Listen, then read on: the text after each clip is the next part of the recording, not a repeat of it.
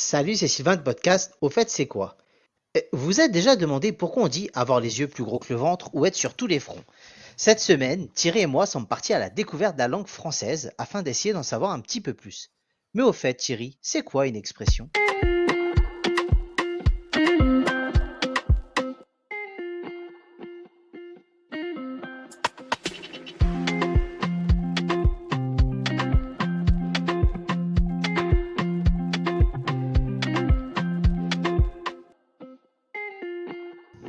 Salut Sylvain, salut tout le monde. Alors, une expression, en fait, bon, la définition, je pense que vous la connaissez, quoique, je suis pas sûr que j'aurais été capable de la définir moi-même. En fait, c'est une phrase toute faite, un groupe de mots qui a un sens particulier et qui est souvent utilisé dans certaines situations, dans certains contextes. D'accord. Alors, il y a, on va dire, trois types d'expressions. Il y a le sens figuré, les idiomes et les expressions courantes. Est-ce que ça, déjà, c'est quelque chose qui te parlait? Alors, expression courante et sens figuré, je te dirais oui. Les idiomes, ça ne me parle pas. Donc déjà, sens figuré, est-ce que tu as un exemple de sens figuré? Alors, oui, sens figuré, ça serait, par exemple, avoir les yeux plus gros que le ventre.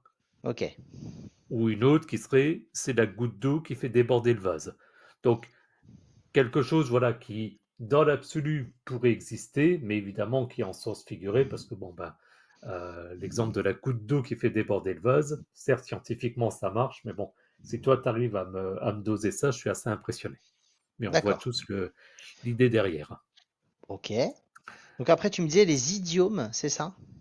Voilà, donc les idiomes, en fait, c'est un moyen d'expression qui est propre à une communauté. Donc, par exemple, tomber des nues, mettre les pieds dans le plat.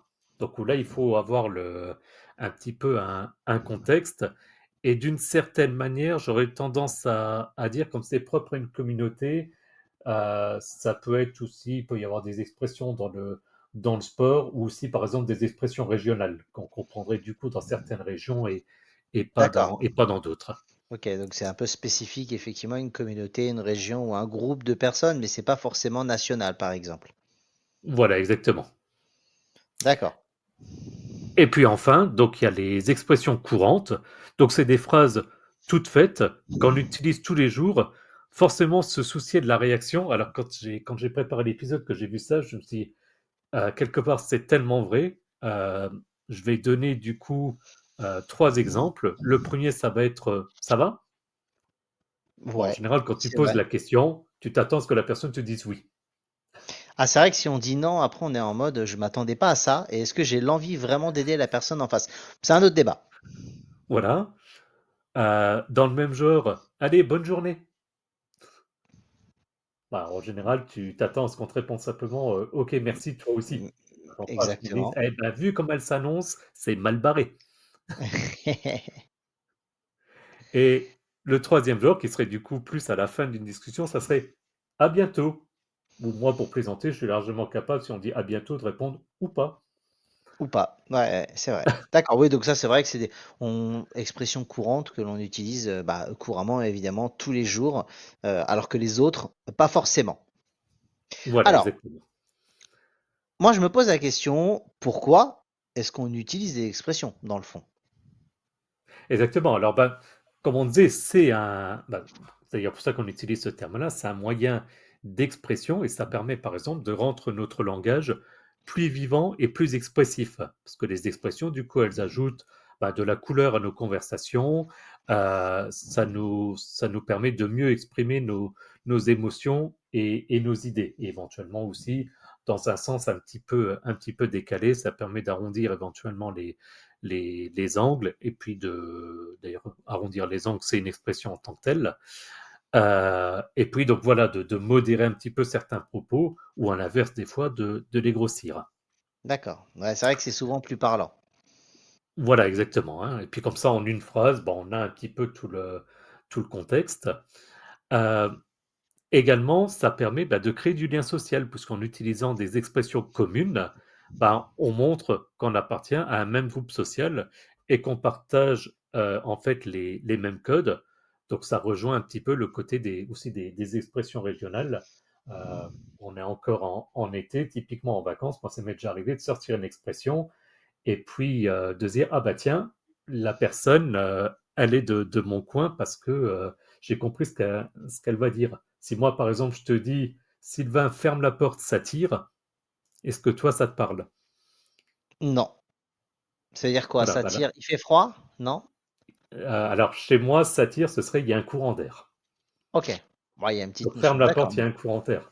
Donc, toi, Ah, ça ne te parle pas et je suis pas étonné en tant que tel. Mais pour nos éditeurs, je serais d'ailleurs intéressé de savoir qui a compris du coup cette expression dès le départ, qui a éventuellement souri en disant ah, moi, je sais. N'hésitez pas à nous contacter, à vous connecter au Discord, ce sera assez marrant. c'est Et clair. puis enfin, on utilise aussi des expressions pour communiquer efficacement, parce que certaines expressions sont plus concises et plus efficaces pour exprimer une idée complexe. Donc ça permet de réduire un peu en une phrase, c'est ce que je disais avant, en une phrase d'exprimer un ensemble de sentiments. Ouais, bien sûr. Bah, la goutte d'eau qui fait déborder le vase, par exemple. C'est-à-dire qu'on, Exactement. ça fait de suite comprendre qu'il y a un cumul d'émotions, mots ou autres, et qu'effectivement, c'est la petite fois de trop. Et c'est vrai que c'est plus parlant, c'est plus imagé, et ça permet souvent de mieux se faire comprendre. Puis ça permet de faire vivre un peu la langue française. Donc c'est sympa aussi. Ah, clairement, alors là, on va pas en parler dans cet épisode, mais je sais qu'il y a des expressions potentiellement qui sont, toi qui aimes bien l'histoire, qui sont historiques. Il y a beaucoup d'expressions qui viennent aussi, qui sont déformées de l'armée. Donc, Mhm. c'est souvent des expressions qui évoluent au fur et à mesure du temps, dans le sens et dans la forme. D'accord. Alors, moi, il y a une question que je me pose, parce que là, on parle d'expression, et je sais que dans la langue française, on parle également aussi beaucoup de proverbes. Je crois que, par exemple, comme dit le proverbe, Pierre qui roule n'amasse pas mousse. Donc, c'est à peu près le même style. C'est quoi la différence entre les deux? Alors, c'est une bonne question, je me la suis posée aussi quand j'ai préparé, et je me suis posé la question aussi des citations. Bon, les citations, ça c'est connu. En général, on reprend une phrase dite Ouais, par quelqu'un. ouais, ça. Je n'ai pas d'exemple là tout de suite qui me vient, mais c'est Je l'idée vous en ai tant que telle. compris. Voilà, je vous ai compris. Ah, au revoir. Au revoir, exact. dans, dans deux trucs politiques. On Je, parlera je pas de suis Chienlit, que. mais Non, par contre, les moins de 20 ans qui n'ont pas compris, tapez ça sur Google, sur YouTube, et puis vous comprendrez le contexte. Euh, exactement.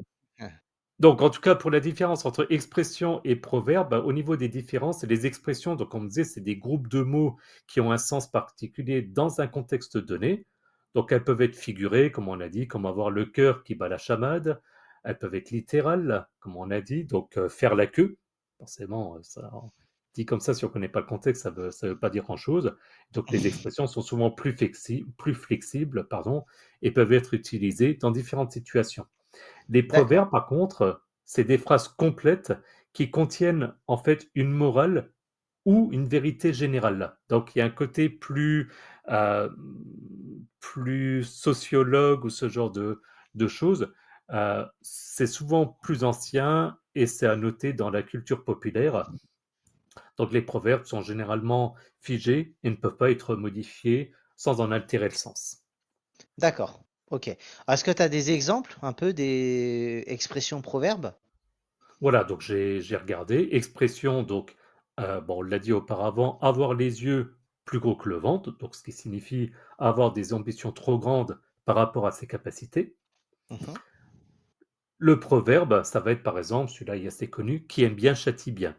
Ah Signifie ouais, qu'on peut du celui-ci. coup être sévère avec quelqu'un qu'on aime, et dans ce cas-là, c'est pour son bien. Ouais, je sais, je l'entends souvent, ça. Je la sors Ah, souvent, celle-ci. Petit côté taquin, c'est possible. exactement. D'accord, je vois la différence. Je me suis posé la question. Et tu as répondu avec brio, Thierry. Euh, Est-ce que au niveau des recherches, c'est bon ou est-ce qu'on peut passer à la rubrique légendaire de Thierry, que les Américains nous proposent de racheter des millions de dollars à chaque fois, celle des anecdotes? Ben, bien entendu, et sachant qu'on refuse à chaque fois d'ailleurs, hein, on reçoit des offres à des, On des est. millions de dollars Oui, et oui, on refuse. oui. Exactement. Eh On ben, m'a même écoute, proposé de transférer Mbappé dans mon club de cœur et on a dit non. Donc c'est c'est ça c'est dire. c'est tout à ton honneur. Alors, je t'écoute pour les anecdotes. Alors j'en ai deux petites. j'ai regardé, j'étais un petit peu curieux en me demandant, mais est-ce que les expressions existent dans toutes les langues? Et en l'occurrence, la réponse est oui. Il y en a une, par exemple, en anglais qui est assez connue, qui se dit donc It's raining cats and dogs. Donc littéralement, euh, il pleut des chats et des chiens. Ok. Ce qui en français serait plutôt, si on traduit, ça serait plutôt il pleut comme vache qui pisse, du coup. Ouais. Ouais, ouais, Et ouais. donc, Mais ils ont leur propre signification, quoi. voilà, exactement. Et donc, j'ai Écriture. regardé, bon, il y en a un petit peu dans toutes les langues, même très certainement dans tous les patois. Bon, j'ai pris une anglaise pour une raison simple, c'est qu'au moins j'arrive à la prononcer. Ok. Et puis, un peu dans le même style, la traduction littérale d'une expression est souvent impossible parce qu'elle perdrait son sens figuré et culturel. Ouais. L'exemple avec il pleut des chats et des chiens étant un exemple typique. Puisque dans ce cas-là, bah, évidemment, ça ne veut pas dire qu'il pleut des chats et des chiens, mais qu'il pleut très fort. C'est d'ailleurs souvent une problématique qu'on a quand on regarde des films ou je dirais même souvent plus des séries, je pense typiquement à Friends, où c'est pas toujours évident parce que il va y avoir un trait d'humour basé sur une expression, mais où du coup, bah, tu es obligé de contourner et de mettre un contexte différent parce que bah, si, par exemple, l'expression It's raining cats and dogs, et puis que, je sais pas moi, il y a un chien et un chat qui passent, bah là, ça peut être marrant, alors que forcément en français, on verrait pas pourquoi est-ce que quand on dit il pleut comme vache qui pisse, bah, que soudainement ça fasse rire de voir passer un chat et un chien, par exemple. C'est clair. C'est clair. Ok. Très bien. Euh, du coup, j'en ai fini avec les anecdotes, mais pour cet épisode, on va changer un petit peu les règles. D'habitude, on finit avec les citations. Là, du coup, Sylvain, je vois que tu as proposé, du coup, de prendre une expression, bah, très proche d'ailleurs de ce qu'on vient de parler, et puis en fait, de rechercher un petit peu son origine. C'est bien ça? Ouais, exactement. Je me suis dit, tiens, je vais essayer d'en trouver une pour moi, qui est celle de pleuvoir des cordes. Il pleut des cordes. C'est une façon très imagée hein, de décrire une pluie très forte et abondante. Mais je me suis posé la question, d'où est-ce que vient cette expression?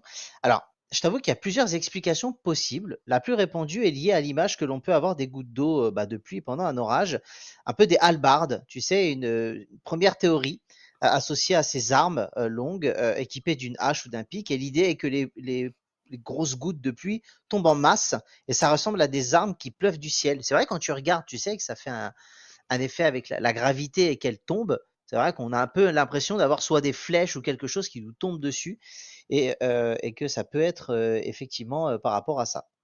Et en particulier dans les films, encore récemment, on regardait un film ou une série avec mon épouse, et je râlais en disant c'est quand même pas possible, avec tous les moyens techniques qu'on a, de voir à quel point ça n'a aucun sens avec la pluie, parce que généralement c'est fait avec des canons en haut, des trucs comme ça, et puis tu vois la personne qui, par exemple, là c'était la scène, la personne rentrait dans la voiture alors qu'il pleuvait, elle était quasiment pas mouillée, alors que tu dis, vu la quantité d'eau, elle doit être complètement trempée à l'espace d'une C'est demi-seconde. ça, c'est ça. Et donc j'ai vu cette première expression, mais je me suis dit, quelle est l'origine des cordes? Parce qu'on nous parle d'armes, mais ça ne parle Mhm. pas de cordes dans Ah l'absolu. non. Et donc j'ai essayé de creuser un petit peu plus, et j'ai trouvé une autre théorie qui paraît peut-être un peu plus probable, plausible, qui met l'accent sur les cordes de pluie. C'est-à-dire que lorsqu'il pleut très fort, on peut avoir l'impression que l'eau tombe en véritable rideau, comme des cordes. Mhm. Tout est tellement rapproché, effectivement, ça peut donner une impression d'un seul ensemble. Et c'est vrai que cette image, bah, moi, je la trouve particulièrement frappante lors des orages, par exemple. Quand il y a vraiment une grosse pluie, bien grosse. C'est vrai que j'ai essayé de regarder, parce que ces vacances-là, j'ai quand même, plus j'avais regardé un peu la pluie, puis il a plu un peu ces derniers jours, j'ai regardé, et c'est vrai que ça peut y ressembler. Ça peut y ressembler. Un peu comme un flux continu, presque comme un pommeau de douche géant, on pourrait dire. Exactement. Alors, après avoir fait des recherches, je me suis dit, mais cette expression, ok, très bien, elle est imagée, je peux la comprendre. Pourquoi est-ce qu'elle a perduré? Et c'est vrai qu'elle est restée populaire. Elle est très efficace pour évoquer une idée de violence et d'abondance. Et c'est vrai qu'elle est facile à retenir et à comprendre, même pour les enfants. Donc c'est vrai que de Tout à plus, fait. comme elle est utilisée dans de nombreux contextes, allant de la description d'un simple orage à l'expression d'une grande émotion, il pleut des larmes de crocodile par exemple, tu vois, il y a un peu le côté pleuvoir des cordes ou pleuvoir quelque chose d'autre au final, c'est vrai que ça a perduré dans le temps. Donc voilà, en gros c'est une métaphore qui puise ses racines dans l'observation de la nature, si tu préfères, et qui nous invite à imaginer une pluie si forte qu'on a de véritables cordes qui nous tombent dessus. Thierry. Et ben voilà, merci pour les explications. Alors pour nos auditeurs fidèles, sachez que voilà, on a fait cet épisode parce que dans des discussions, et j'ai un collègue en fait qui parle très bien français, mais qui à l'origine est pas francophone. Et je me suis aperçu que j'utilisais énormément d'expressions et que souvent, du coup, il me regardait en disant, mais qu'est-ce que ça veut dire? Et donc, je me suis dit, dans le cadre d'Au fait, c'est quoi? Bah, ça pourrait être un bon exemple. N'hésitez vraiment pas à nous donner votre point de vue. Si vous trouverez intéressant, on aurait l'idée éventuellement parfois de faire un épisode avec une ou deux expressions, peut-être trois en fonction, pour expliquer le contexte. Donc, ça serait genre, au fait, c'est quoi l'expression X, Y, Z? Voilà, tenez-nous au courant si vous pensez que ce sera intéressant ou pas. C'est une idée, mais ce qui est important, c'est évidemment le point de vue de nos auditeurs. Bah oui, ça mêle le côté historique de tout ce que l'on aime dans l'émission. Et si on peut vous faire découvrir un peu ces différentes significations, ce sera un grand plaisir. Puis bah comme d'habitude, merci beaucoup Thierry pour toutes tes recherches. Et puis bah retrouvez-nous après le générique pour différentes infos complémentaires.